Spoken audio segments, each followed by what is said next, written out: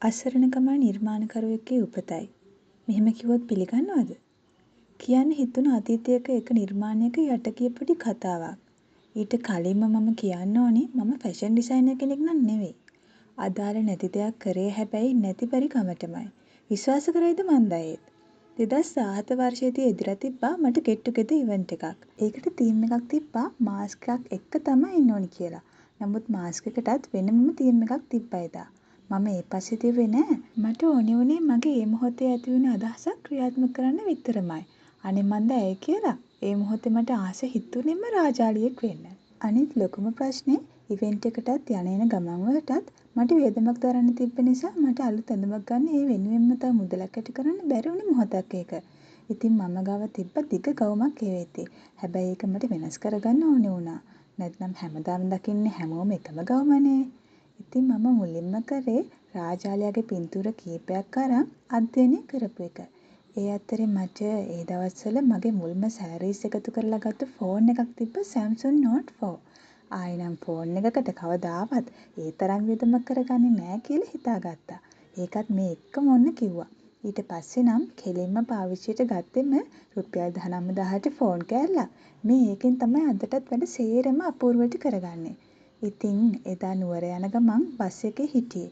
Note phone එකේ උදව්වෙන් එදා මගේ සිතුවිල්ල මම බස් එකේ යන ගමන්ම සිතුවම් කරා. මම ඔළුවේ තියාගත්තේ අර මට තිබුණම ගවුම කොහොමද මීට ගැලපෙන්නේ වෙනස් කරගන්නේ කියලා. ඉතින් මට මාව දකින්න හිතුනේ අවුට්ෆිට් එකේ පෙනුම තමයි ඔය ඉස්සෙල්ලාම ඇන්දේ. ඊට ටික දවසකට පස්සේ මම ගියා පොඩි කඩවල් කීපයකට මගේ අදහස ක්‍රියාත්මක කරන්න. හම්බ වෙන දේවල් ටික අරන් එන්න. ඒ අනුව මම හමු වුණු දේවල් අනුසාරයෙන් නැවතත් මගේ ස්කෙච් එක පොඩි වෙනස්කම් කීපයකට භාජනය කරා. ඊට පස්සේ ආයෙමත් ළඟම දවසක මම මගේ උත්සාහය පටන් ගත්තේ මාස්ක් එකෙන්. මට ඕනේ වුණේ මොහොතකට එදා කුරුල්ලෙක්ම වෙන්න.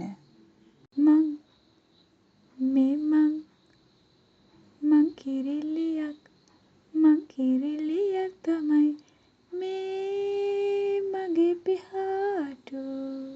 ඉතින් මම මගේ මාස්ක් එක කුරුළු මුහුණකට සමාන වෙන්න නිර්මාණය කරන්න උත්සාහයක යෙදුණා. නමුත් මම ගාව එකතුව තිබුණු අමුද්‍රව්‍ය ඊට හිතෙන විදියට වෙනස්කම් එකතු කරා. අවසානයේ නිර්මාණය කරගන්න මට වරුවක විතර කාලයක් ගත වුණා. ඊට පස්සේ මම ගාව තිබ්බේ අමුද්‍රව්‍ය තමයි මගේ නිර්මාණයට එකතු කරගන්න ඕනේ හැම දෙයක්ම තීරණය කරේ. හැබැයි ඒ අතරේ රාජාලියාගේ තියෙන ක්වොලිටිස් මම නිර්මාණයට නිර්මාණාත්මකව එකතු කරගන්නේ කොහොමද කියලත් නිතරම මගේ මනසේ රඳව ගත්තා. හැබැයි කුරුල්ලෙක්ම වෙලත් විහිළුවට ලක් වෙන්නත් බෑනේ. ඉතින් මම මගේ අදහස සමබර කරන් නිර්මාණය දිගටම යෙදෙන්න උත්සාහ කරා. මට අවංකවම මේක පටන් ගත්ත දවසත් එක්ක ඉවර කරන්න තිබුණ කාලය මදි වුණා. මේ සියල්ලම මම ඉවර කරේ දවස් 1මාරක වගේ කාලයක් ඇතුලේ. ඉතින් මට තේරෙන්න ගත්ත දේ තමයි මම ස්කෙච් කරේ අදහසව මට කරගන්න නම් තව වැඩ ගොඩක් තිබ්බා කියලා. මම තටු වලින් මගේ ශරීරයේ කොටසක්ක වැහෙන්නට නියමිතව තිබ්බ කොටස මගේ නිර්මාණයෙන් ඉවත් කරා. ඒක එහෙම කරේ එක වෙලාවෙ හැටියට හොඳයි කියලාත් දැනුණා. මම යන්න හිටි ඉවෙන්ට් එකේ පසුබිමත් එක්ක. ඊට පස්සේ තිබුණේ අමුද්‍රව්‍ය භාවිතයෙන් මාව මගේ නිර්මාණයත් එක්ක සමබර වෙන විදියට එක කොටස් එකතු කරගත්තා. අත්පලඳනා වගේ ඒවා. ඒව තුලින් මගේ නිර්මාණයට එකතු වුණේ රාජාලියාගේ තිබුණේ රෞද්‍ර ගති පැවතුම්. ඒ අතරේ මම මගේ ගවුම වෙනස් කරගත්තේ කළු පැහැති නෙට් එකක් ආධාරයෙන් දුඹුරු පැහැති පිහාටු බෝඩරයක්ද ඊට ඉදිරිපසින් එකතු කරගනිමින්. මට හම්බුණු කළු පැහැති පිහාටු බෝඩරය මම ගෙලවටා භාවිතා කරේ නිර්මාණයට සම්බරතාවයක් ගේන්නත් එක්කම රාජාලියා දැහැගත්ත සර්පයෙක් බව හැඟවීමටයි. ඔක්කොමත් හරි සපත්තු දෙකක්.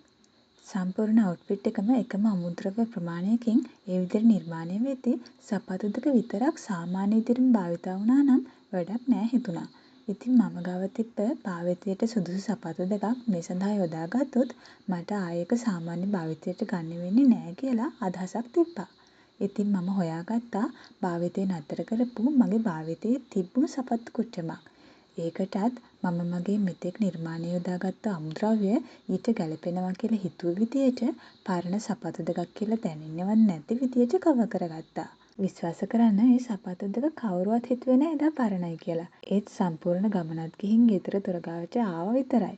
ගමනට කිසිම බාධාවක් නොකර අවසානව මගේ සපත්තු දෙක කිව්වා මේ ඇති අදට කියලා. මේ කතාව කියාදී 2024 අවසාන වුණත් මේ කතාව පටන් ගත්තේ 2017 මුලම.